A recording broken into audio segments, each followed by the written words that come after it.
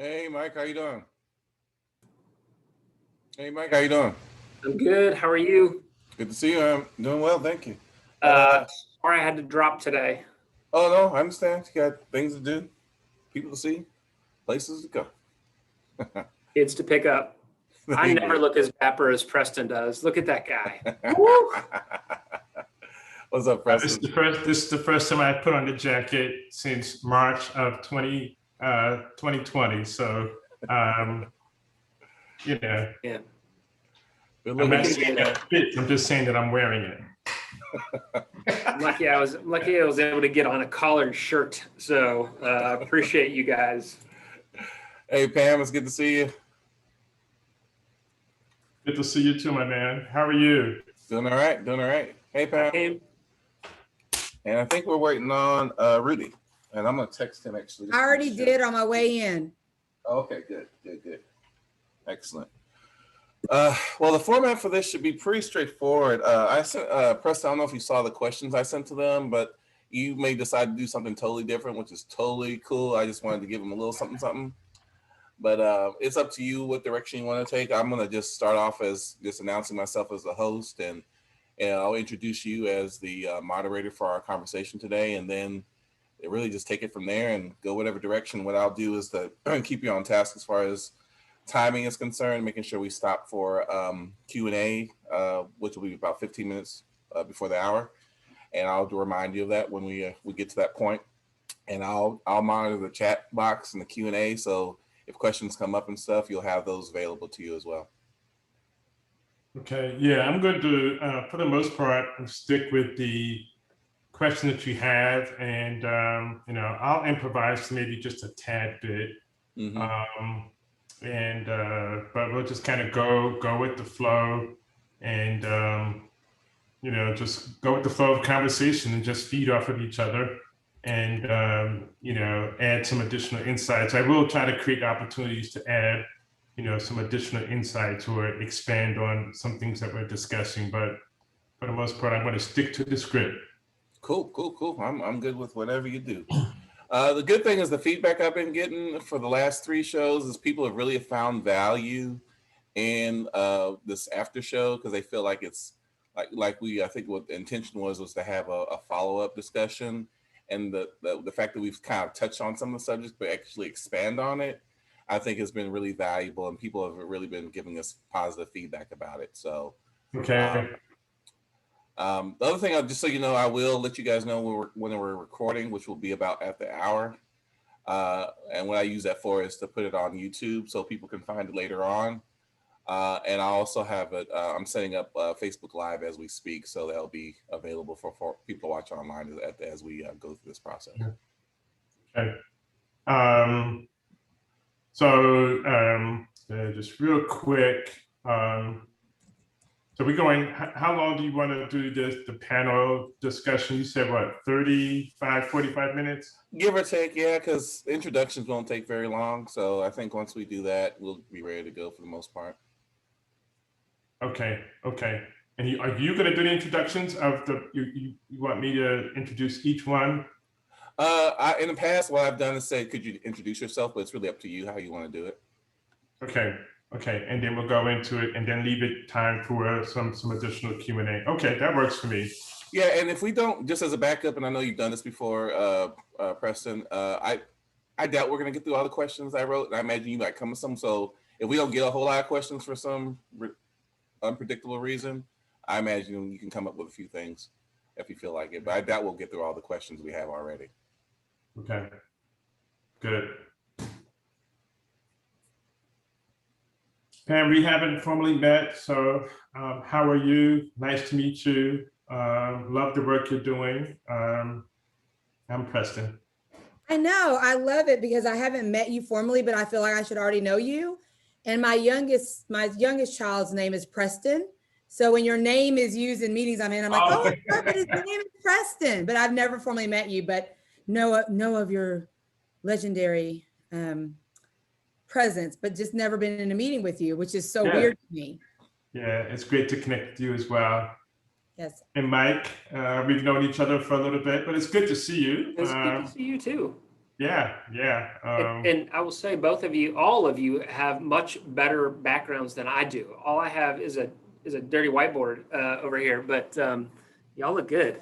I like the whiteboard. It looks like you're fast at work, changing the world. That's what I felt. That's what I felt when I saw it. Actually, Pam, it was more of what you wrote in your chat, which was I had to get out of my house because I knew there would be screaming and yelling in the background if I did not.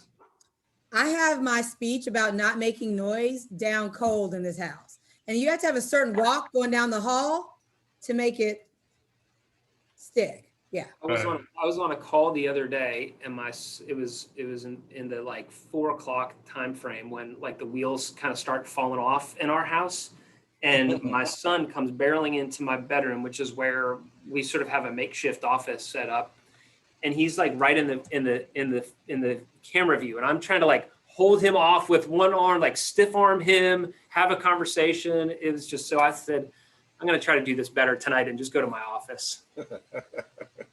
Yes, yes. I have a lot of pictures of me in Zooms from last year where my hand's out like this, and that's my don't come in my frame arm. But I just keep talking like I didn't do it, but they know if this goes up, not good.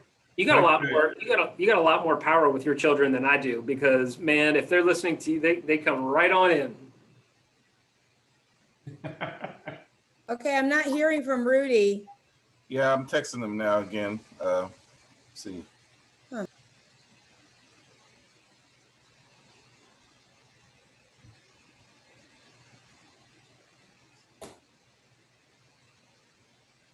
Before we jump, is there anything outside of the questions that you want me to try to dive into, or do the questions in general cover, pretty much everything? They cover a lot, but I would say take this where you feel like the conversation takes us. I found that it's been a pretty robust conversation, and folks have really appreciated where it's gone. So I trust that you'll do whatever makes sense in the moment. I just wanted to make sure, Pam and Mike didn't. Oh, I'm sorry, my bad. Discuss something, in particular. Oh no, I think the questions are great, but I'm also good for we don't need them past this because the follow-up questions are, Preston, you're pushing us along with, so I'm not beholden or tied to them. I think they're good framework, but I'm always open to leading us where it needs to go. Yeah. And just following that. I think it's much more natural and conversational, and people can engage more effectively in that style. So I'm fine with that. Okay. I'm easy. Fantastic.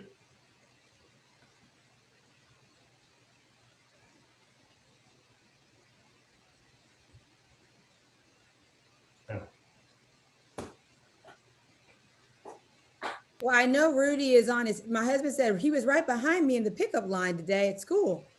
So I know he's on his way. In the mix. This is right around the corner. You want me to ride over there? Well, I think it's okay. What we can do is once he joins, if he's able to, we can just announce him as he arrives, and he can do his thing. But it's at the hour, so I'm actually gonna go ahead and start the webinar. I'm actually gonna. We actually been recording, but don't worry about that. We'll cut that part out. But we're gonna go on. I already started recording, and then let's see. I'm gonna start the webinar. And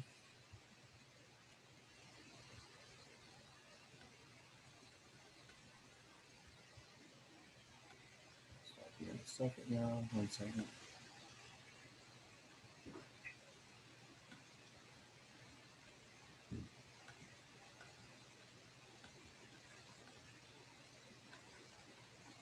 Okay. We're here at the 6 o'clock hour, and we're here for the path for racial equity, the Aftershow. And today I'm actually going to be your host. My name is Dr. Kazike Prince. I'm the interim executive director for the Central Texas Collective for Racial Equity. And we are actually our fourth show in a series, a 6-part series, focusing on different topics. Today's topic is on economic justice, and I've actually asked my friends to be a part of this conversation. And I'm actually just going to kind of step off. My role today is to be your host, but also to monitor the chat and Q&A. And what I'm going to do is actually introduce Preston James, who is the Executive Director of DivInc, which is a very powerful local group here doing some really wonderful things, really being a champion for women and people of color running businesses in this area, being entrepreneurs. And so I invited him to be the moderator for our conversation around economic justice. And so I'm just going to hand it over to you, Preston. Thank you so much. Well, thank you. And it's a great pleasure to be here, part of the Aftershow, part of a series of talking about, the path to racial equity. And I got to say thank you to the great Dr. Kaziki Prince for just being a strong leader in the community and really driving this conversation and going beyond conversation to really kind of drive collaboration, which is important to really, effectively move the needle where we all want to go. With that said, I'm super excited to be here this evening with Pamela, Benson, Owens, and also Mr. Mike Nellis, two extraordinary leaders in the Austin community. And we'll talk about, economic justice. And so with that said, I want to welcome Pamela and Mike. Good evening. And, we want to go ahead and give you, quick, second to introduce yourselves, or just high level, what you do. I mean, most people should have, read your LinkedIn profile or what have you. But real quick, Mike, talk about, the Austin Community Foundation, what you do, and then Pamela, talk about 6 Square, which people definitely need to know about as well. So let me start off with ladies first, which is always appropriate to do. So Pamela, let me open it up with you and tell us a little bit about yourself, 6 Square, and then I'll turn it over to Mike. Thank you. Pamela Benson Owens, the Executive Director of 6 Square, Austin's Black Cultural Arts District. If you've not heard of us, you have now. And so look us up, and we are firmly planted at the intersection of preservation and heritage and development of the Black community, specifically in the 6 square miles of East Austin, but beyond as well. Been in Austin for a long time, excited that I get to be on this panel with two leaders that I really respect and have had a chance to work with. And so I'm looking forward to the conversation this evening. Awesome. Mike? Thanks, Preston. Good evening. I'm Mike Nellis, and I'm the CEO of the Austin Community Foundation. And I'm glad to be with you all. And thanks to Dr. Prince for inviting me to be part of this panel. The Community Foundation is a 40-year-old organization here in Central Texas. We are a charitable foundation, and our mission is to close the opportunity gap in the region. We are a quickly growing foundation here with the growth of Austin. And we're really focused on changing in the ways that Austin is changing right now, with a focus on equity. And so I've been in Austin for, I'm not a native Austinite, I'm so sorry, but I have been here for about 20 years and I love it, and it's my home, and I'm raising my kids here. And so grateful to be with you all tonight. Okay, good to have you. And then we were joined by the one and only, Rudy Metayer has joined us. And so Rudy, just in time for the intros, my man. So can you just high level talk to us about what you're doing at the Texas Black Caucus Foundation and what you're doing in Pflugerville? Well, I'm glad I'm able to join. It's always good seeing you, Preston, and Pam, you're absolutely phenomenal. Mike, I love the work you're doing here. I'll be blunt. I am literally left my city council meeting to come here, and it's because of KP. When KP asks, you come. I support anything that KP does, period. End of story with that.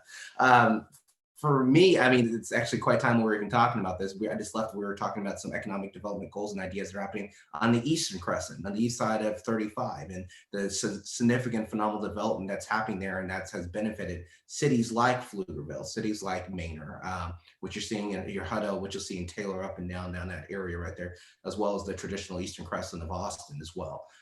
You're going to see some rapid changes along 130, to be blunt with you, which I think, again, to be blunt with you, should be opportunities for hub businesses. And you're gonna, and being literally the most diverse city in Central Texas, which is what Pflugerville is, and having an in-city population of almost 80,000, about another 45 in the ETJ, so about 125,000, 130,000 people out here. It's been shocking to see the transition that this old, let's be blunt, old white German town has happened to turn into what it is today. And a lot of the issues that you would see in other areas when you see that kind of change hasn't existed in Pflugerville. I mean, one of the things that we just did recently was that we did a study regarding issues that are important to our citizens. And the number one thing that came back from our citizens, and they were shocked when they did the study over and over again, was equity. So that tells you where our city is and where our values are as a city, as a community with that as well. As regarding the Texas Black Caucus Foundation, I've been honestly blessed and honored to help go ahead and help shepherd and lead this organization. What's happened is that we've looked at issues and concerns that the Black Caucus has been advocating for decades, and we were trying to figure out what better way to be able to have them execute legislation that would actually reflect the issues and concerns that honestly Black Texans, it lifts up all Texans in general. When we start looking at workforce development, when we start looking at regarding economic means concerning healthcare, when you start looking at the digital inclusion and the lack thereof, not only in the rural areas, but also, in urban areas as well. When you start looking at, civil rights, George Floyd Act, and issues like that. And frankly, even when you look at redistricting and people not understanding the significance that redistricting comes into play in your own relationship with things. Those are issues that the Black Caucus Foundation is championing and working with. And what's been great is we've been able to partner with organizations like the organization we are with tonight, the LBJ School, partnering with Texas 2036, the United Way, looking at organizations across the board who are looking, as Mike said, they're looking at through an equity lens, Bank of America and other things regarding what to do and how to get things done. It's been pretty astounding. I've been humbled to say the least regarding being in this relationship. Awesome. So thank you for that, Rudy. And I'm glad you were able to make it this evening. Of course, this is going to be better than any city council meeting you're going to be in. So, we're just going to make it like that. So let me just go ahead and kick off. We're talking about economic justice. How do you define economic justice? What is economic justice?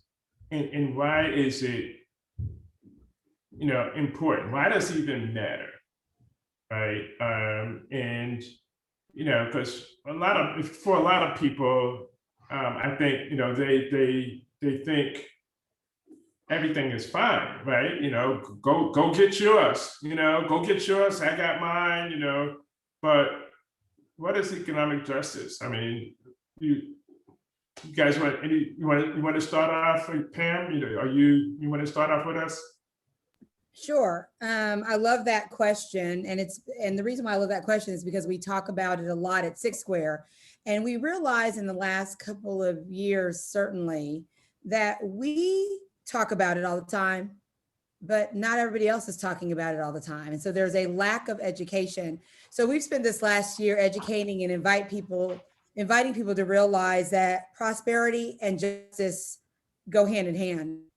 That is, you have to put those things in context and together when you're talking about how do we co-create a more fair and equitable community.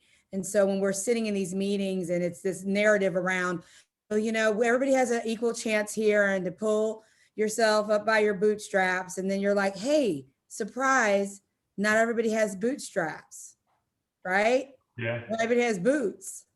It's been fascinating to me to go, man, we clearly need to step back. And what I've been excited about at Six Square is we could have been like, you know what, you figure that out yourself, which is certainly a strategy. Instead, my language all the time is let's educate and invite people to understand why prosperity, right, and justice go hand in hand. And so that's been the approach that we've taken. Some days it feels like a literal beat down. You're like, oh my gosh, not again. But you have to lean in and meet people where they are. And we are now past the phase where we feel like we have to persuade, convince, and change.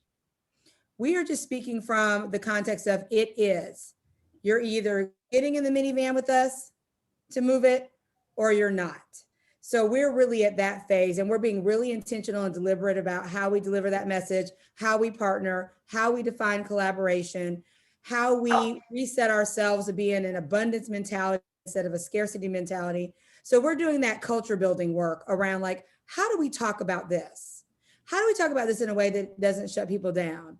Oh, we're gonna let them feel that a little bit because there's a gap, right? An assumption made.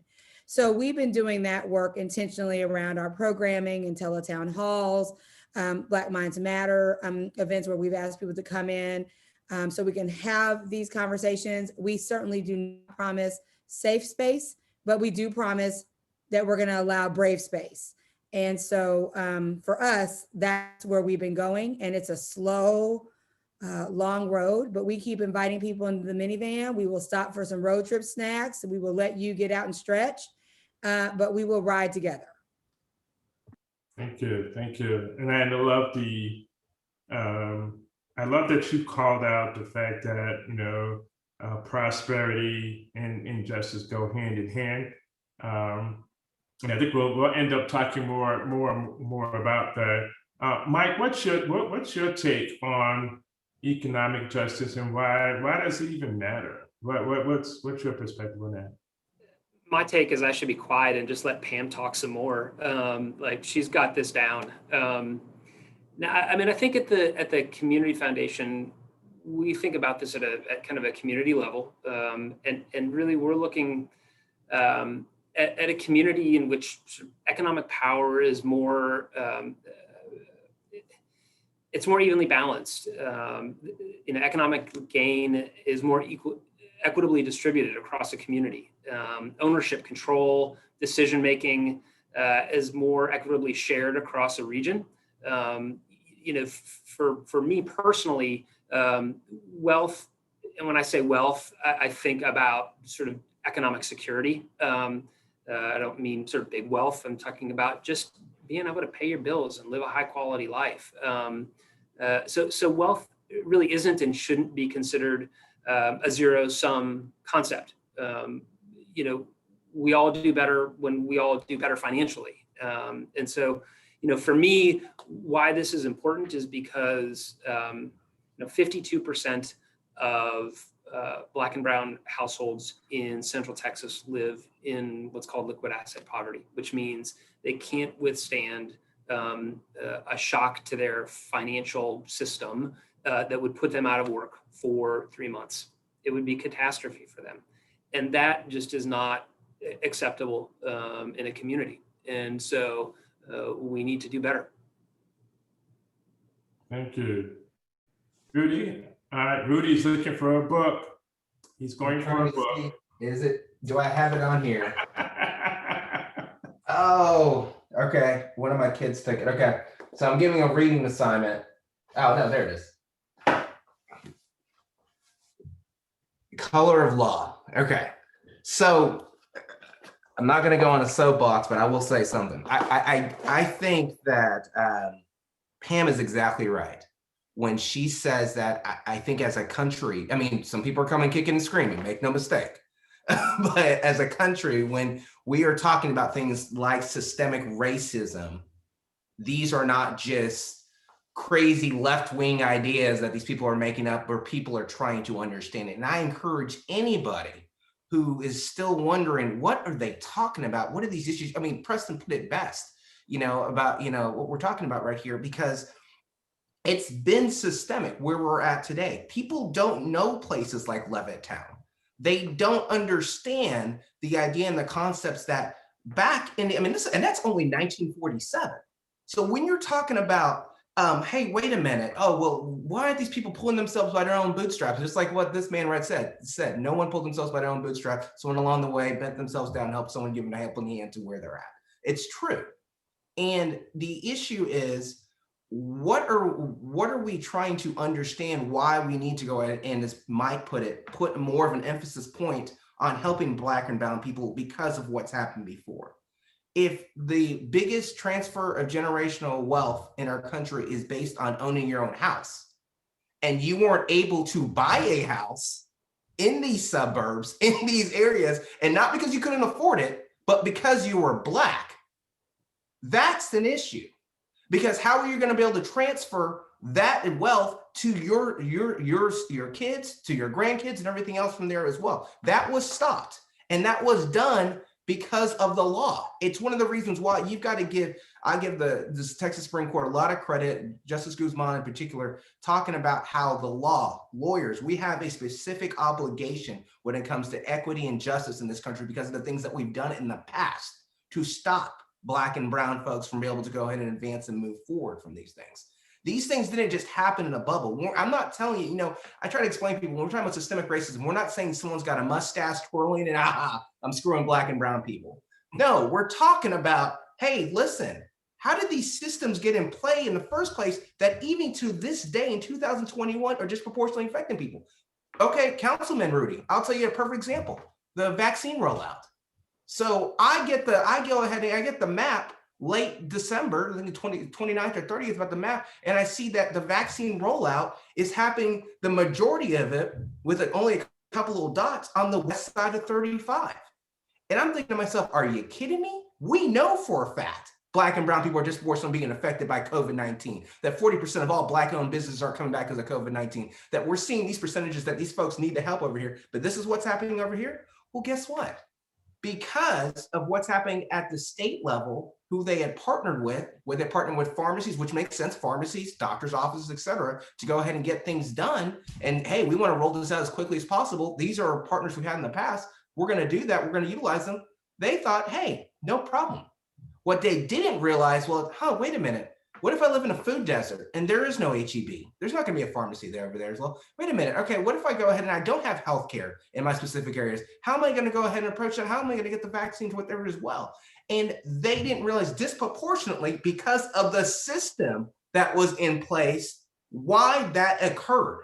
And why, when you talk about systemic racism, that's what we're talking about. Systems in place that made that happen. We're talking about economic injustice.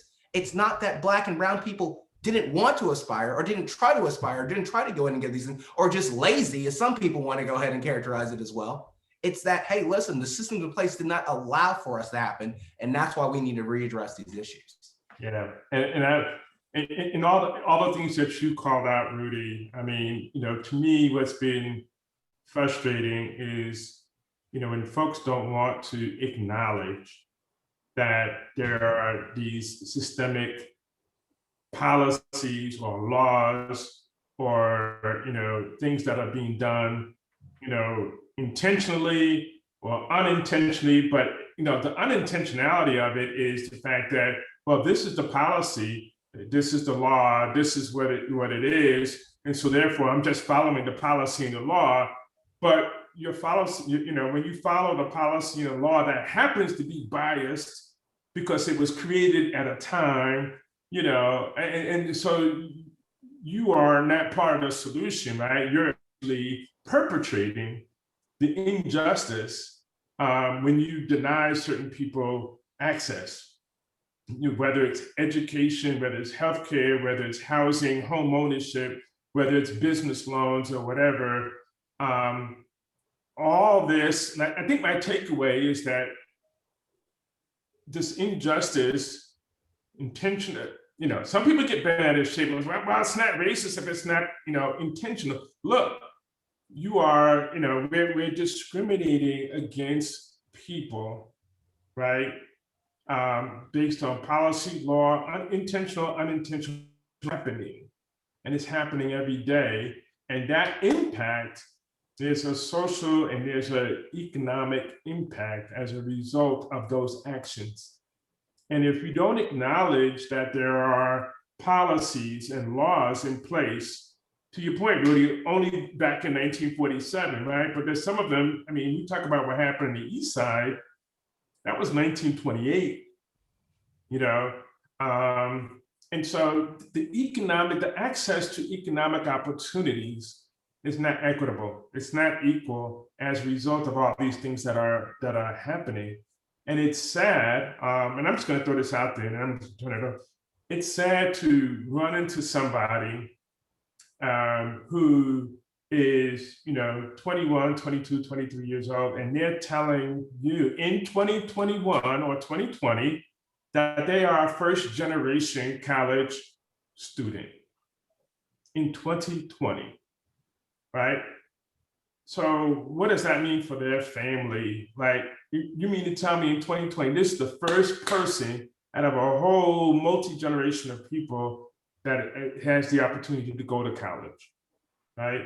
There's something wrong with that, right? So, okay, so let's go into, I think we kind of hit this, the barriers to economic justice, right? We called them out, there's some policies, there's some laws, there's individual biases that are happening.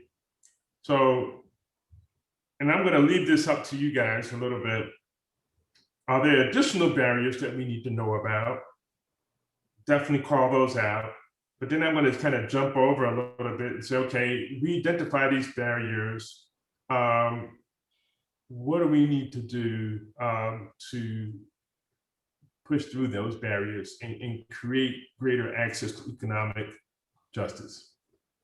So if there are any other barriers I didn't call out, please feel free to call them out. And then what are we gonna do? What needs to be done to get over those barriers? So let me start with, Mike, I'm gonna start with you on this one. Sure. I think you've clearly identified the barriers, racism and institutional racism. That is the sort of underpinning of this. And really, I love the nonprofit sector. I'm a nonprofit guy. I've spent my entire career in the nonprofit sector.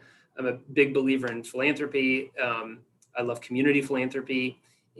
It's a great thing. And it is also a terribly flawed thing as well. Philanthropy is a symptom of a terribly flawed system. It is the system that has created racial and economic injustice, which has led to philanthropy and led to the nonprofit sector. So I think that in the philanthropic space, which is my space, we need philanthropy to be supporting organizations that are led by Black and brown people, embedded in those communities, who know their communities best, who know those solutions best. We need to be supporting institutions that are working at that kind of individual level, right? And I think that is incredibly important. And no amount of financial literacy coaching will solve the overarching systemic problem. That just will not work. And so while we need to be continuing to do kind of that individual-based support, philanthropy also needs to be doing something that it doesn't like to do, which is to work on policy. And it is something that our institution struggles with. Every other foundation, generally speaking, struggles with. The nonprofit sector as a whole struggles with it. That is where I think we can make more systemic change. So we need to be thinking like working on things like livable wage, breaking systems that keep people in a cycle of poverty, like predatory lending, reforming bail policies, things like that, which really break systems and cycles. I think other things to think about are things like the child care subsidy, which is so low that it keeps wages for workers low, but it also makes child care inaccessible to many.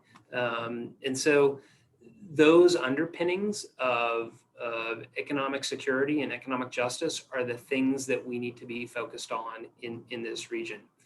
But additionally, so those are some important things that philanthropy can do. But the big pieces that I think that we miss often is how to align our grant making and our investable capital. We give away a lot of money every year, and one of the things that we should be thinking about also is how do we take that portfolio of ours and others that have much larger portfolios and invest capital as equity or debt with Black small businesses and entrepreneurs, brown small businesses and entrepreneurs. There is, talk about systemic racism. Access to capital is a huge issue for small business owners. And this is a place where foundations can really make a big difference. One of the things that the Community Foundation has done is we've taken our entire fixed asset portfolio and are using it to provide concessionary lending to Black and brown owned small businesses, folks that typically would have been blocked from traditional capital. And so those are the tools that I think that foundations and charitable organizations can use in addition to typical grant making to create conditions for economic justice. Yeah. So thank you for that, Mike. And I agree, just quick highlight. I don't know the specific data points in the grant, making, grant giving world, but what I've seen, running a nonprofit is I would imagine the numbers in grant giving may not be a whole lot different than what I see in the venture capital space in terms of, distribution of dollars. I'm thinking it's better. In the venture capital, Black and brown entrepreneurs get, less than 2% of the hundreds of billions of dollars that are, given in investment capital. And I'm hoping that the grant making world is not as bad as inequitable, right, in the grant making space, but may not be that much better. And so there's a lot of room, to your point, for better collaboration, better support, better structure. And I know ACF is definitely, busting down some doors to sort of move in that direction, which is awesome. Still awesome to see. Well, Rudy, I'm going to come to you and ask you the same. I mean, how do we break them down? You're in the city council.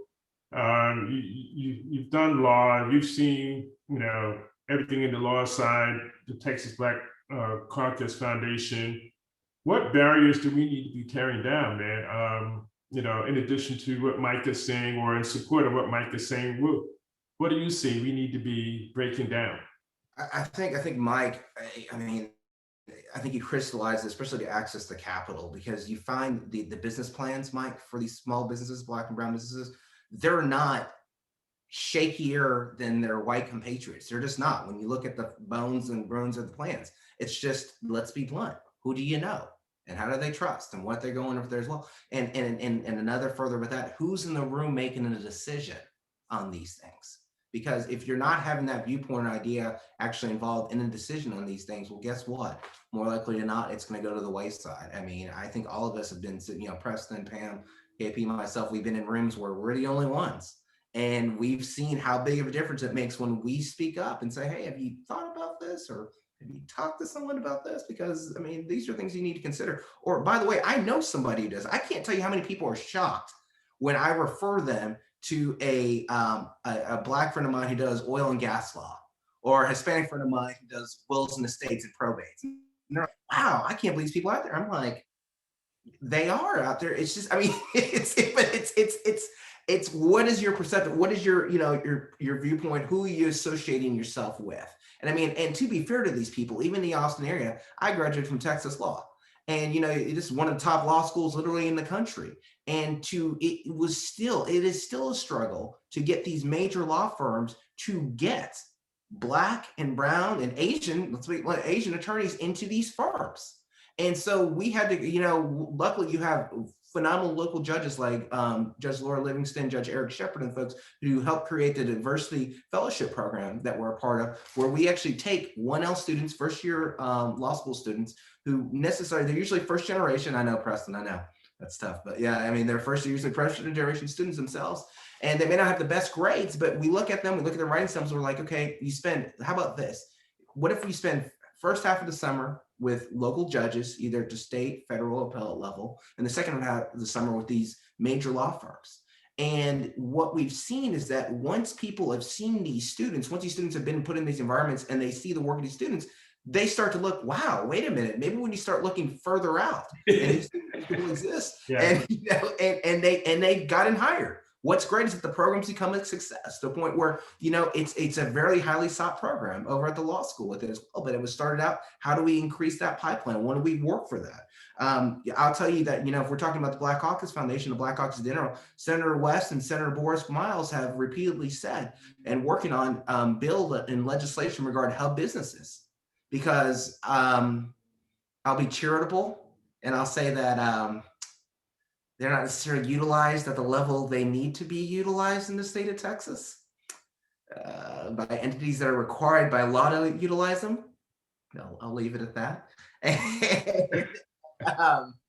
And how do we, for a better lack of term, get these folks, kick them in the rear and say, no, we have this list of hub businesses. You're going to let them know about these things. You're going to let them know about these RFQs, these RFPs, because a lot of times they just don't know, Preston. They're not aware of it. Exactly right. Yeah. They don't know this opportunity for that. And to Mike, what you were talking about childcare, I'll even kick it further with help with postpartum care when you're doing regarding these women when you're for healthcare reasons. Wait, okay, so people are on Medicaid and you're only putting them allowed for the mother to be on Medicaid for another 3 months? Wait a minute, why isn't this at least 12 months? Why isn't this 18 months? Because if they're not able to go ahead and take care of themselves physically, they're not gonna be able to take care of their kids. And in turn, they're not gonna be able to work. And if they're not gonna be able to work, they're not gonna be able to take care of their kids and they're gonna have to cycle of poverty with the Exactly. Yeah. And it's like they're not looking farther down the pipe. And that's when I will say what makes the Black Caucus Foundation so unique is that we have pastors involved, a lot of evangelical pastors involved in what we're doing, who have seen that there needs to be true seismic systemic changes done across over here. Well, and let's be honest, the evangelical community has not really been a part of this whole racial justice movement for a long time. So it's phenomenal to see them involved with this. And they're on tip of the spear with trying to get things like the refunding of the Center for the Elimination for Disproportionate Disparities, because they see these issues and they're saying, okay, we need to change this at a systemic level. How do we go ahead and approach these things? Because we see in our own pews, when we're speaking on the pulpits on Sundays, these are issues that involve right there as well. And they may go ahead and we're doing this for Black Texans, but it will raise all Texans. Workforce development, all these other things. How are we training? How are we retraining? That's another thing. Let's be honest, especially post-COVID. How are we retraining people to make sure they have the skill sets made available? We have Tesla, we have Amazon, all these other people coming over here as well. What are we doing to make sure they have the skill sets for these jobs to make them with that as well?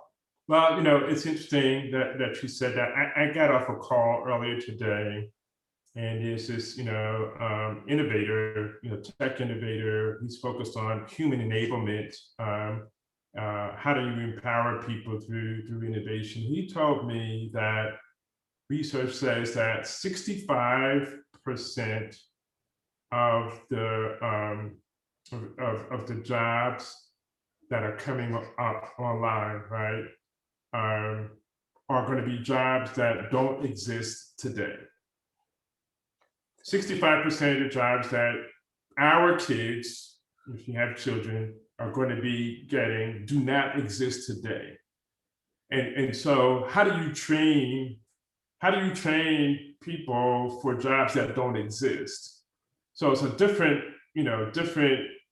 mindset education on how we have to prepare people, for the future. So let me thank you. I mean, we can go on with that. Pam, do you want to add to that in terms of what you see, or you want to take us? Well, let me ask you this: why don't you take us to what can people do, right? People want to get in. They've had this awakening right, in 2020. And, you know, I'm sure we all have worked in organizations where what I've seen a lot of nonprofits do, or, you know, people who mean well, right, with their money and their investment, but where they invest their time and where they invest their money is at the symptom level and not at the root level, right? And so, you know, if they wonder why the needle doesn't move, you know, on poverty or some of the education, I just feel like, and I don't know, I want you to share your opinion as well, that's because we're not hitting at the core, right? And at the core, you know, you have a lot of things going on, right? We're talking about, you know, systemic racism and the opportunities and access to those opportunities and resources in education. So if we're not tackling it at that level, then we're missing the mark. We're just scratching the surface, right? And people go away feeling good that they did their thing for the year, you know.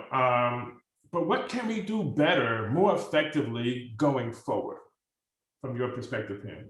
That's a huge question, and it always comes up. And what I would say is, to the point of my colleagues on this call who have really given really specific things around capital and dismantling systems, I think one of the things that we have not just named in the space here in Austin is that we have a really big issue.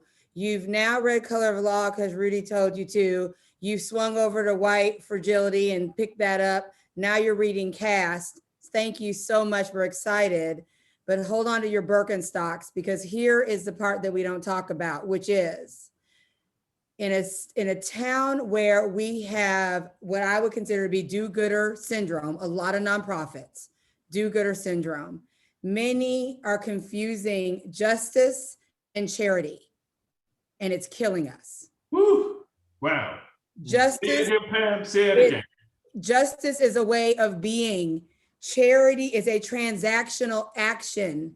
We have conflated the two, and that's why we cannot get we cannot get where we need to go in terms of really moving the needle. I mean, I'm a huge fan of Mike Nellis because I haven't known him forever, but I will say to you that Mike Nellis has gotten fatigued by his own privilege and has gone after it hardcore. And so for me, the concern is, Pam, what can I do? I appreciate you reading all of those books. We have a do-gooder syndrome hangover in this city. And we have confused that with justice.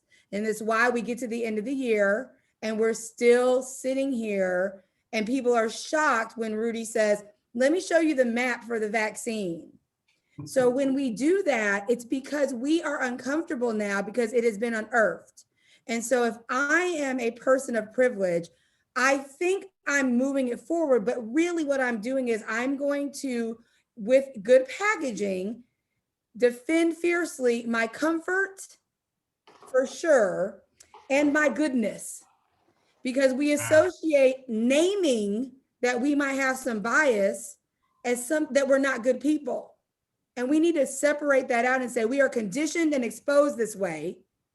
And so that's how we've behaved our way and perpetuated the very systems that Rudy has spoken about and Mike has spoken about. So when I sit in meetings and I hear you give me your list of books that you've read, my next question always is, and how has that altered, adjusted, or changed your behavior? Because what I usually get is I give you both data and anecdotal experience, and you counter me with theory and a need to defend your goodness.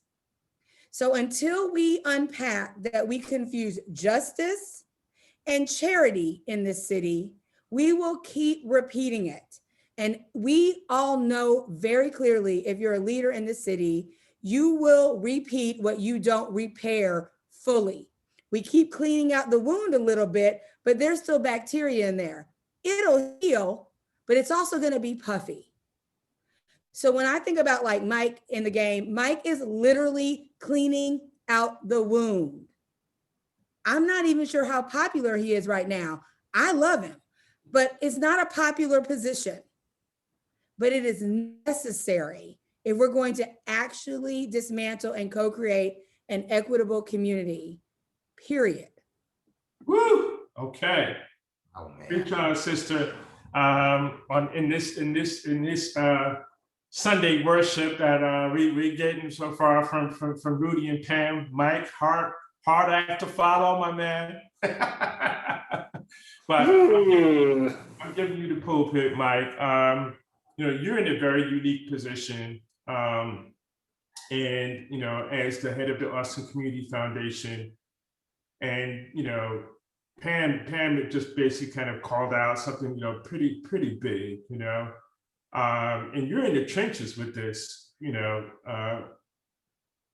as a white male, right? I mean, this is not a very comfortable place, I'm sure, for you, but you're trying to shift create this paradigm shift. Tell us what you're seeing and where we need to go.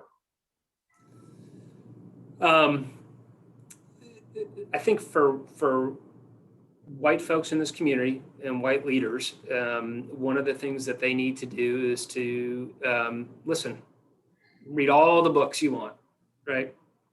But listen and learn from people who have been doing this work a lot longer than you have and who have been experiencing institutional racism and flat out racism directly their entire lives. They know what the problems are, and generally they know what the solutions are. And so one of the things that we've tried to do, and I have tried to do, is to take as sort of I lead our organization forward, take a half step back and ensure that Black and Brown voices are at the table, make sure that they are well represented, make sure that the decision making of sort of how capital is deployed from the Community Foundation is being led by people who represent those communities that you're trying to support, and also have a lived experience.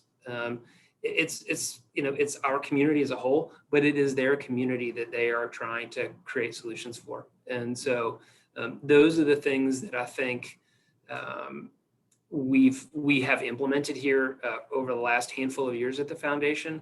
We have, I will admit, we've not always gotten it right, but we continue to push forward and break a bunch of glass. And I think Pam's probably right. I'm not always the most popular guy, but I think trying to clean out that wound and that sort of history that we have as a collective community is important. Yeah, definitely. And to Pam's point too, I do appreciate, the push and the drive and the change that you're trying to create. I think all of us on the panel will say that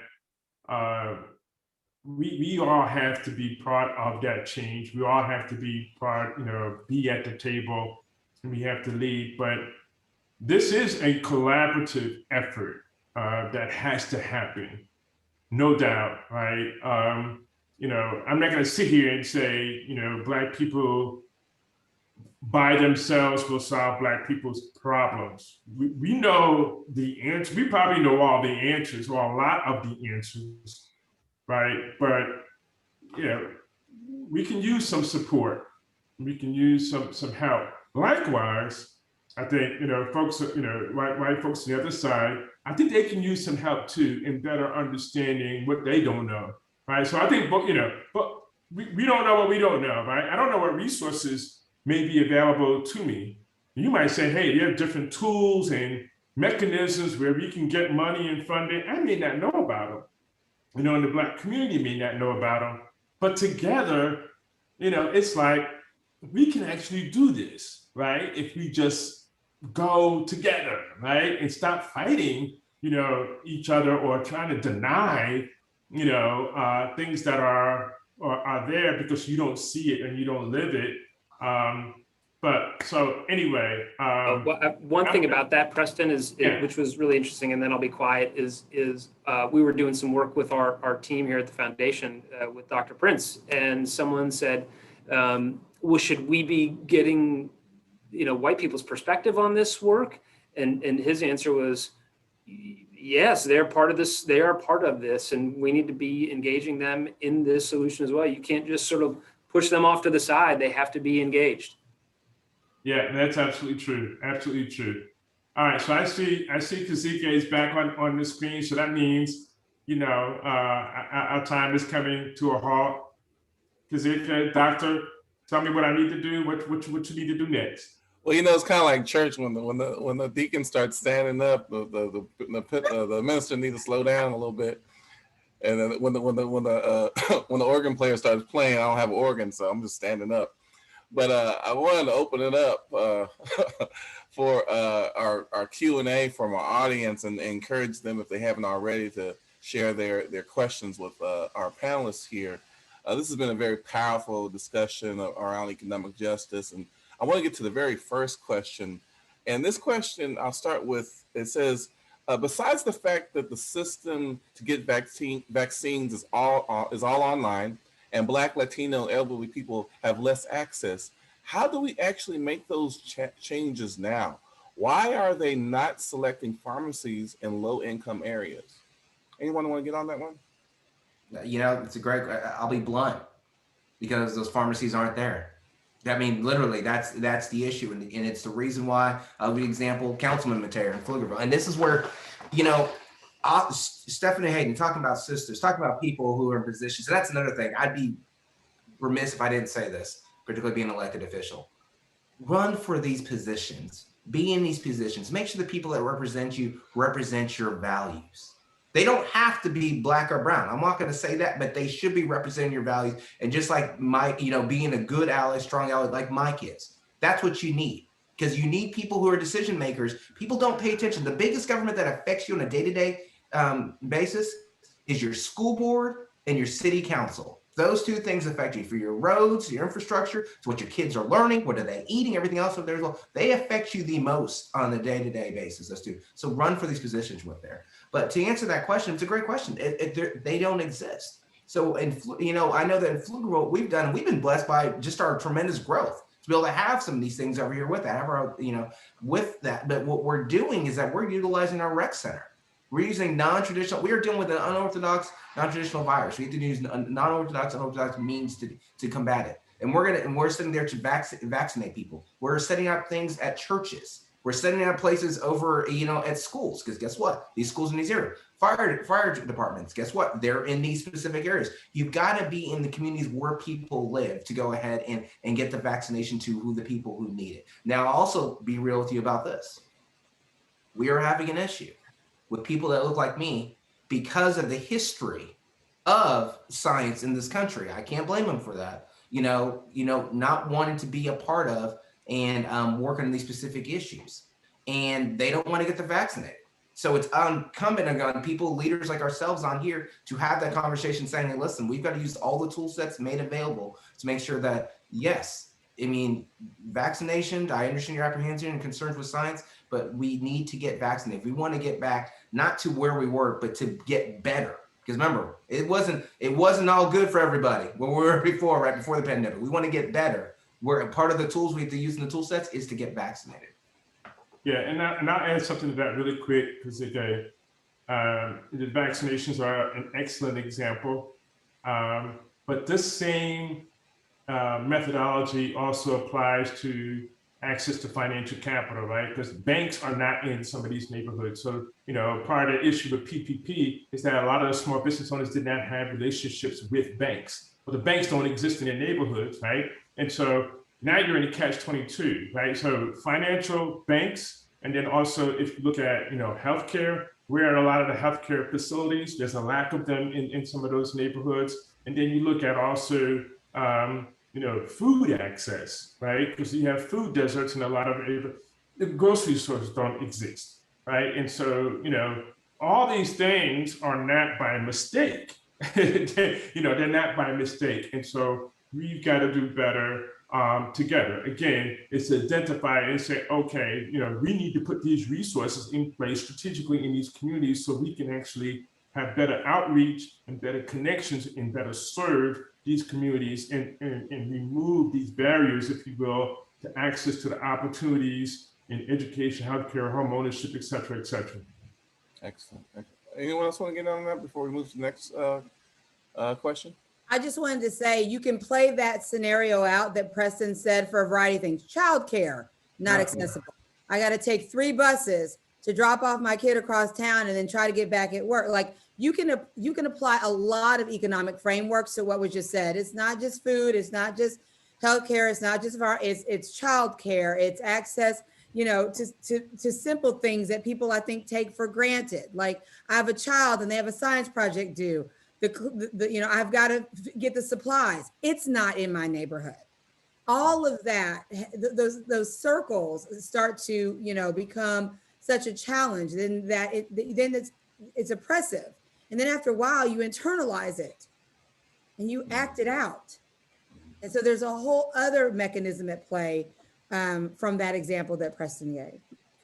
And if I could just say, Ed, I think part of the reason why the collective even exists, one of the conversations that happened 3 or 4 years ago was this idea of having a community school model that looks for schools, healthcare, wealth, dealing with the wealth gap. How do you get all those minds together, working together to create the systems in place to deal with the very things we're talking about, so people don't have to travel, you know, an hour or 2 just to get to their doctor's appointment and then get their kid back to school? Why don't you put those 2 things right next to each other so you can actually make it happen more? And how do you make that happen? But the systems aren't set up to work with one another. And so there's been a lot of discussion here locally about how do we do that more effectively. But the biggest thing that gets in the way is how do we pay for it? So I'm gonna, if you don't mind, I'm gonna get to another question with the time that we have. It says, I continue to hear talk about how racism is systemic, blah, blah, blah, but no action from whites. Here we are in 2021 and nothing. I want to know what actions white and white adjacent folks are doing consistently to be anti-racist, leverage their privilege, sponsor Black and Indigenous folks, etc. Just tired of attending these talks, which are important, but month after month, year after year, I'm seeing and hearing everything from the whites who claim they are doing the work. The work is demonstrated in their behavior and actions, which is non-existent. Not too much of a question there, but I wanted to put that, see if anyone wanted to react to that.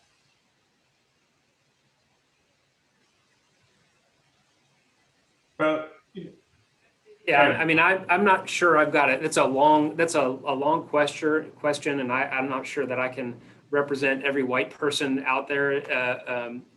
But what I can say is that I think Pam made a good point, which is a lot of white folks don't want to be uncomfortable and don't want to be engaged in this conversation. I think the work that you started, Kazike, was a good one, was good about courageous conversations. That work that you started in this community was really, really important. And that is a great starting point, but agreed, it takes some more work and to be anti-racist. And you've got to, frankly, from the Community Foundation's perspective, we are trying to put our money where our mouth is, and deploy resources in that will support and empower Black and Brown communities. Yeah, and I'll just add, I understand your frustration completely. But I will also say this, there are a number of whites who are stepping up to the plate and they're getting engaged. They're putting their money and their time behind the effort. At the same time, they're trying to learn, right? Some of them are willing to be uncomfortable and get into it, right? Yes, we want to see more, no doubt about it. We want to see more whites getting in. But I will say, you know, in Austin, we have seen a number of people step up and get behind certain efforts. Not always getting it 100% right, but they're in the grind, right? They're trying to make a difference. Is it perfect? By no stretch. We have a long way to go. And we have a lot more people to get into it. We need people in leadership levels to really tear down policies and laws that have long been existed. And they have to be brave to do that, right? I mean, you see it in DC every day, the stupidity that's going on when people decide not to step up and do what's right, right? And that's all this is. It's like, do what's right. You know, we can make comparisons between, oh, if so-and-so said what so-and-so did, you know, on January 6th, he would have been in jail already, right? And y'all know who I'm talking about. So we need people to step up and be brave. And it is being uncomfortable. And I know as a Black person, you're like, okay, white people being uncomfortable, so what? We've been uncomfortable for as long as we've been on this live on this earth, right? For multiple generations. So come be uncomfortable with us, and so we can go do this together, right? I mean, you're uncomfortable, am I uncomfortable? So what? Let's go do it. And that's when we go to get things done. Love that, love that. I'm gonna go to one more. Oh, I'm sorry, Pam, you want to get in there? I just want to say, because I hear the intensity of that statement, and I want to just add that it is okay to lean in and feel all the feels. My concern and my irritation is we have to keep coming to these conversations. We need to keep having them until we don't have to have them anymore. And when we start deciding that we're not going to get it because we're waiting for people to get it, the time to fix the narrative and the time to help it along is not to be out on the outside of the conversation. We've all done, I see these, we do a lot of panels on this. We need to keep coming into the ring and being willing to have the conversation while it moves. And we also need to, it's not about just like accommodating or making white people feel comfortable, but I do think it's important in the spaces that we feel and see that moving, that we acknowledge it. I acknowledge it. It's like, man, Mike, look, I was on a meeting one day. I was like, Mike Nellis is handing out fairness like Skittles over there. I don't know what's happening. We need to get behind. We need to get behind it and have other people model it. And so I think we also have to, just because you are supporting uplift and moving in the right direction, does not mean you are ignorant to the fact that we have a long way to go. But when you get outside the minivan and start becoming an internal assassin to the bigger piece, it's not helpful. So feel the feels, but don't disengage. That's right. Man, that's a really, Pam, that's a really strong point with that, is that, I remember Mama Burt. So those who come from UT, Mrs. Burt, Brenda Burt too well, and we call her Mama Burt. And one of the things that she told us early on campus in the 40 acres was that it's not just enough for us to graduate from UT. We have a special obligation to make sure that we're pulling up people behind us and helping to influence changes over there with that. And I always thought to myself, I'm being real here. I was like, man, how unfair is that? Man, how are these other people, my white compatriots, they're just going to school here and these kids go ahead and do that, take care of their families, go off and do everything like that. Why is it my responsibility? And the older I get and the more I get involved in everything that's happening, I see that it's not going to happen if we aren't involved. It's not going to happen if we aren't on the roads. It's not going to happen if we're not in the van, instead of, as you said, Pam, being a sniper on the outside of the van. We've got to be there because we're the ones who are going to truly make these changes that we want happen with her and push these people, make people feel uncomfortable, make people understand our viewpoints and ideas and get things done. And, it's a special burden that we as the people have carried on, just like you said, for generations, eons, Preston. And I think that's what makes our people strong and special with that.